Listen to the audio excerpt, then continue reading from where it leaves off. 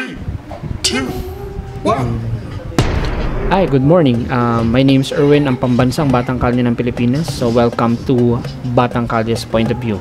So disclaimer lang po, this is not all about the religious group na Kingdom of Jesus Christ, but rather this is actually in regards to the warrant of arrest for Pastor Apollo Quiboloy.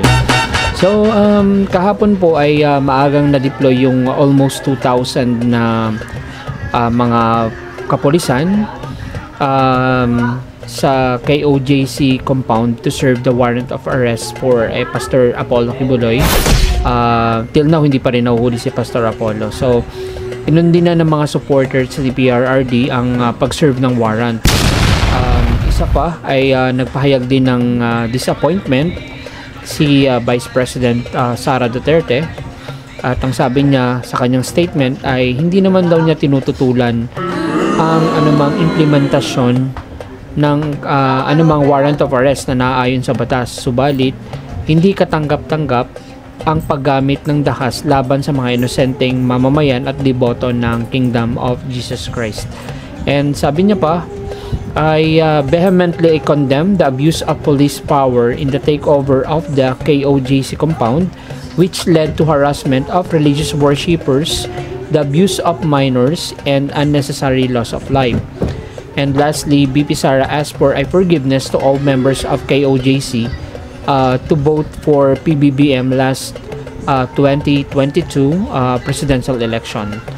So, well, my point of view here is dito po yung mga PNP ay nagsiserve ng warrant of arrest. Kasi patong-patong nga po yung sinampang reklamo at kaso kay Pastor Quiboloy. So, and hindi naman po ito ordinaryong kaso na pambarangay lang. So, isa po sa kanyang kaso ay ang paglabag sa Republic Act number 7610, which is yung Anti-Child Abuse Law. So, for sexual abuse of minors and maltreatment. So, medyo serious case po ito. So, meron pang involvement for serious and morally abhorrent offenses such as sexual assault of a minor and human trafficking. So, Pastor was also indicted in the US for conspiracy to engage in sex trafficking by force, fraud and coercion, sex trafficking of children, and bulk cash smuggling. And a federal warrant arrest issued for his arrest on November 10, 2021 pa. So, ang tagal na nung kaso na to. Ayan, kung tayo po ay nasa side ng mga biktima, ano po kaya ang mararamdaman ng bawat isa sa atin? So, na yung pastor na pinagkakatiwalaan natin na isa sa tanging pag-asa na para makatapos sa pag-aaral, eh siya pa yung magiging dahilan para mang-abuso. So, yun. So, nakakalungkot lang isipin na may mga tao tayong hinalal para mamuno at magpatupad ng batas, ay sa halip kinokondena pa nila yung mga sundalo, yung mga pulis. At sana tumulong sila para mapanagot ang nagkasala. Ang mahirap ay kumakampi pa sila, and sa halip na tumulong para mahuli ang isang fugitive, so mas pinaglalaban pa sila kaysa sa biktima. Yun, 2,000 na pulis yung nakadeploy, at ang sabi nila bakit daw ang dami. So sadya pong marami kasi hindi naman po ordinaryong tao si Pastor Quiboloy. So may kakayahan po siyang manlaban, at may mga kasama pa. Isa pa ay high profile personality po itong, and besides yung KOJC compound ay napakalaki at madaming pwedeng pagtaguan at saka pwedeng lusutan. So, yung pag-serve ng warrant of arrest, ginamitan daw ng abuse of power. Well, napanood ko naman po yung video, at wala naman po ako nakitang pag-abuse of power. Hindi ko po masisisi yung mga supporters ni Pastor Quiboloy. Kaya lang nagagamit sila sa as a human shield. So, in the first place, hindi naman dapat mangyari talaga yung mga ganito kung pinaunlakan lang ni Pastor Quiboloy yung invitation ng Senate na para linawin yung mga reklamo laban sa kanya. So, hindi naman siya dadalhin agad sa bilibid pag nagpakita siya. So, may due process naman po. Di ba may mga kaalyado din naman siya sa Senate, gaya ni Bongo, gaya ni Senator Bato de la Rosa, ni Robin Padilla, si Cynthia Villar, di ba kaibigan niya naman. So yun, isa pa, si PBBM, kung yun ang worried niya, si PBBM kasi ang presidente ay nasa executive branch ng government, while yung Senate is legislative branch ng government, which is independent body organization po sila. So walang mihawak sa kanila parehas. So at ang Senate ay yun, dapat nakipag-coordinate siya sa Senate. So lastly, walang ugaling mamersonal si PBBM. So at higit sa lahat, sa dami ng mga nagalit sa kanila noon, nanumpa, nagmura sa pamilya niya ay matagal na panahon, pero wala naman tayong nakita na nag-counter sa kaso or may binalikan siya. So walang hinangad na iba si PBBM kundi magkaisa, parang yun. So at the same time, wala din namang naganap na abuse sa minors. So in the first place, sa mga ganyang situation, dapat ang una natin sinig-secured yung mga bata, di ba?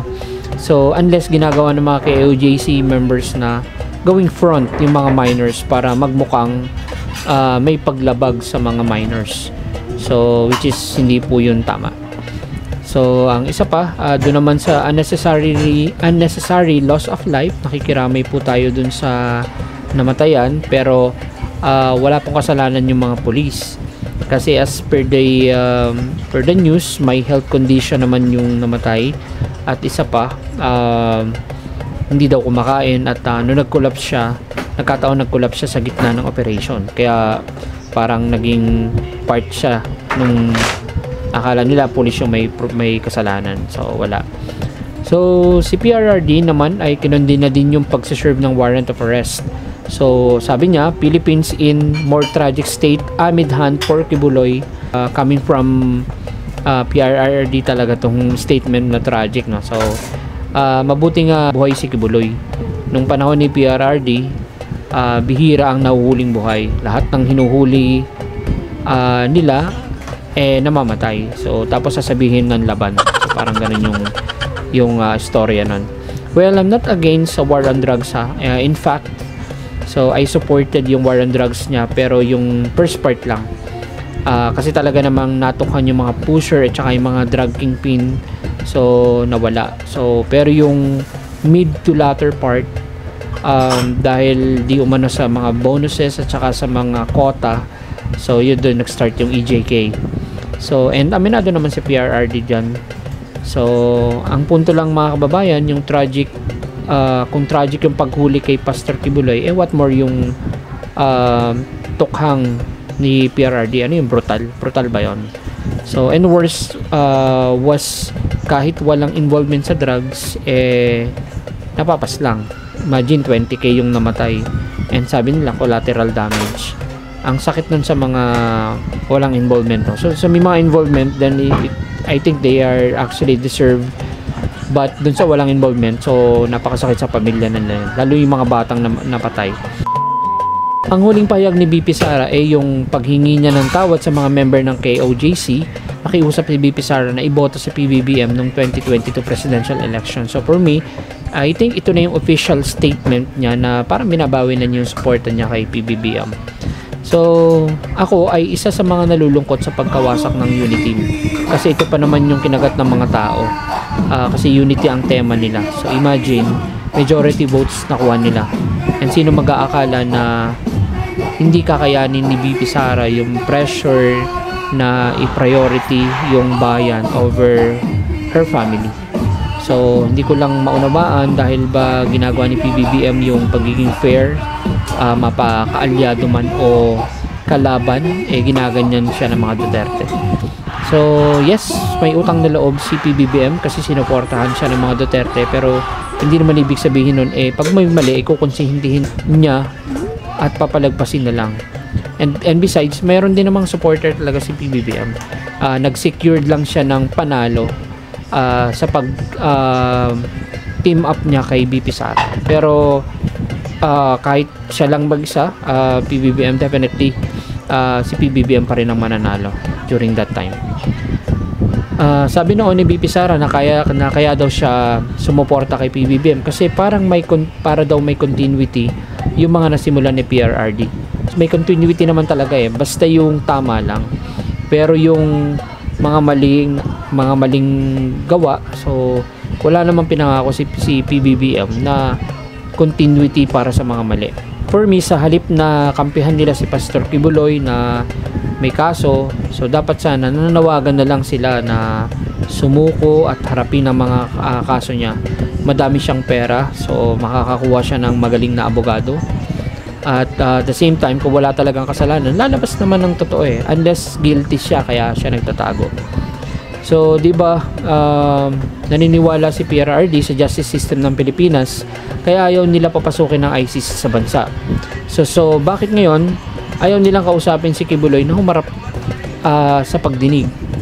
So, sabi niya, haharap naman daw si Pastor sa proper forum. So, ang Senate din naman is a proper forum.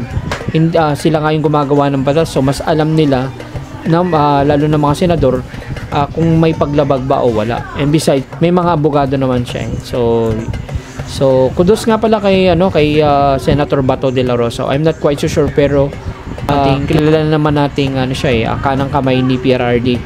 Pero ang sabi niya, hindi naman daw forever na magtatago si Pastor Kibuloy. And since may warrant naman, dapat lumabas na siya at para hindi na rin nagsasakripisyo yung mga member ng Kingdom of Jesus Christ. So kay General Torre, I salute you, sir. So one big salute. And kasi hindi ka nagpapatinag despite dun sa marami siyang pressure na natatanggap. So sana nga lumbos na si Pastor Kibuloy at sa mga DDS, tingnan nyo din naman yung mga biktima kasi nakakaawa. Paano nga kung totoo? So if hindi yan mahuhuli, walang makakaalam, magpapatuloy lang yung mga masama niyang gagawin. So ulit-ulitin niya lang yan. So pero if walang katotohanan, din lalabas din yung totoo at of course mapawalang bisa. So yun lang ang aking comment dito. Si Pastor Kibuloy sana mabigyan din talaga siya ng fair justice system. So para at least gumana yung fair justice sa Pilipinas. So hindi naman porke BBM administration, so I believe naman na hindi naman porke siya yung pangulo gigipitin niya yung mga supporter ni PRRD. So hindi naman. So ay naniniwala pa rin ako na magiging fair pa rin yung pag-investigate at saka yung paghatol sa kanya. So if guilty, then take the consequences. So yun lang. Again, ito po si Erwin ng Pambansang Batang Kalye ng Pilipinas. So salamat po sa panonood ng Batang Kalye's Point of View. See you on my next vlog. Bye.